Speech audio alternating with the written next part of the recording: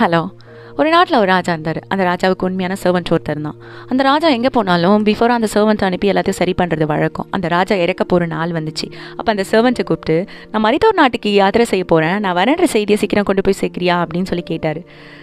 அந்த வேலைக்காரன் he didn't understand what they are asking. After he realized தன்னோட எஜமான் இறக்கிறதுக்கு முன்னாடி நான் இறக்கணும்னு நினைக்கிறாரு அப்படின்னு சொல்லி எந்த ஒரு கூச்சலும் இன்றி கட்டாரியால் தன் மார்பை குத்தி உயிர் திறந்தாங்க.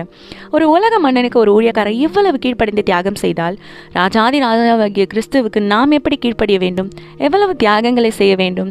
Thus the Lord delight in both offering and sacrifices as much as in obeying the Lord. To obey is better than sacrifice, and to heed is better than the fat of rams.